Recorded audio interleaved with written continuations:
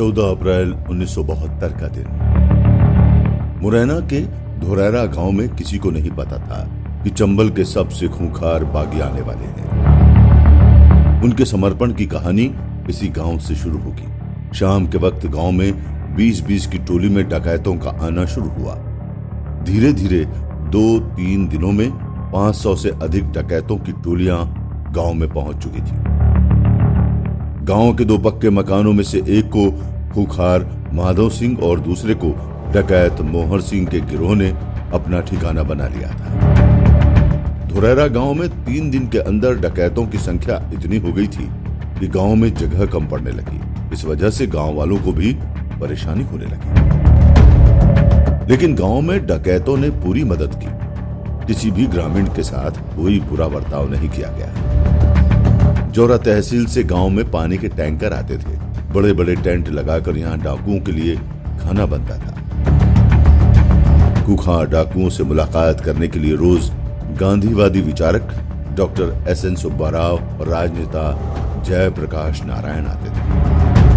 डाकुओं को देखने के लिए इतनी भीड़ आती थी कि सारा खाना खत्म हो जाता था। इसके बाद शांति मिशन के लोग वायरलेस सेट पर नगर पालिका को और टैंकर भिजवाने के संदेश देते थे। डकैत गाड़ियों में भरकर गांधी जिंदाबाद, जेपी जिंदाबाद के नारे लगाते हुए जेपी से मिलने जाते थे। डाकुओं और जेपी में लंबी बातचीत चलती। इस गांव में पुलिस पर पाबंदी लगा दी गई थी।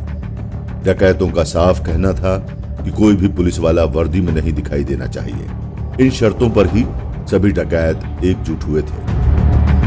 चंबल के इन खूंखार डकैतों सुब्बाराव और जेपी के बीच बातचीत के बाद तय हुआ कि सभी जौरा में गांधी प्रतिमा के सामने हथियार डालेंगे। उसके बाद 672 डकैतों ने गांधी प्रतिमा के सामने समर्पण कर दिया।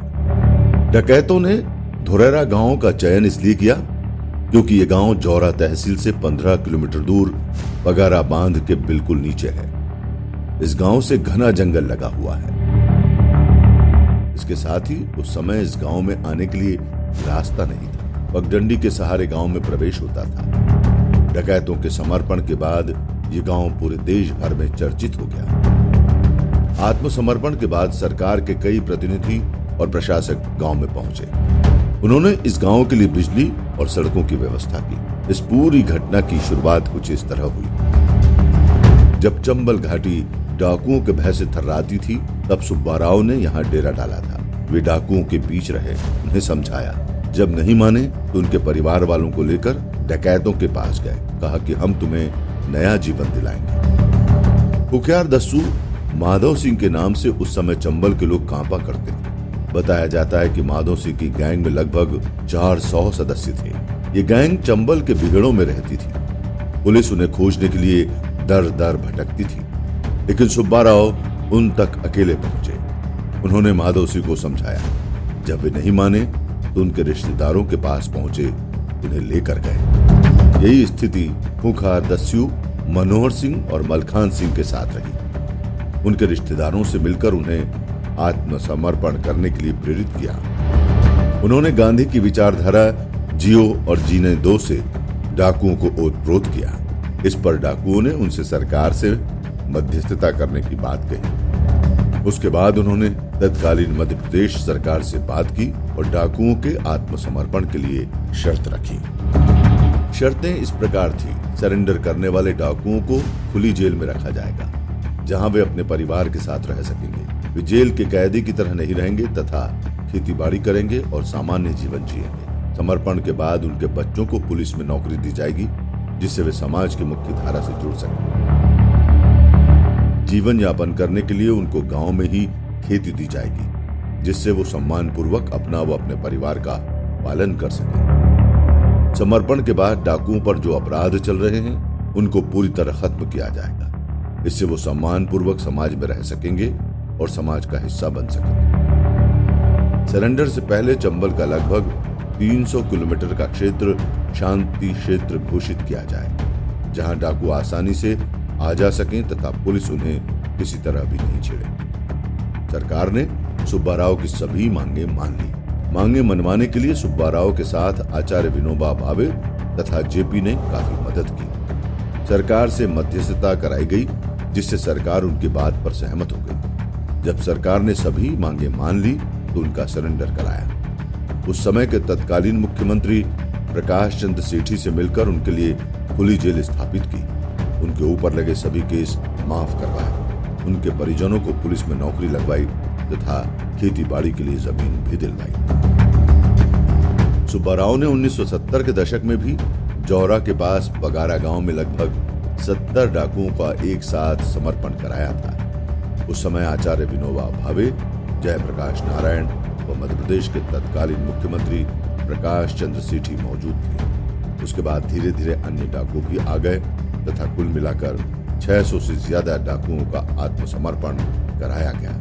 इसके बाद उन्होंने जौरा में गांधी आश्रम की स्थापना की, जिसके बाद आज विश्व के लगभग 20 देशों में गांधी आश्रम चल रहे हैं। देश के सबसे बड़े डकैत समर्पण की कहानी को हम आज भी अपने बच्चों को सुनाते हैं। इस गांव के लिए ये सबसे अलग कहानी है। इसी गांव में पिछले 4 दिनों तक चंबल के सबसे खूंखार डकैत माधो सिंह, मलखान सिंह, मोहन सिंह, नाथू सिंह सहित कई दुर्दांत डाकू 3 दिन तक रहे। गांव में सभी डाकुओं ने गांधीवादियों से चर्चा की और उसके बाद आत्मसमर्पण करने के लिए तैयार हुए। धोनेरा गांव के बुजुर्गों के मुताबिक गांव की यादें चिरस्थायी हैं। ये गांव चंबल के खूंखार डकैतों और सरकार के बीच की कड़ी बना था। इस गांव की मदद से ही खूंखार डकैत हिंसा छोड़कर अहिंसा के रास्ते पर चलने के लिए तैयार हुए। यही वजह है कि डकैतों के समर्पण के बाद डॉक्टर सुब्बा राव ने इस गांव का नाम शांति नगर रख दिया था।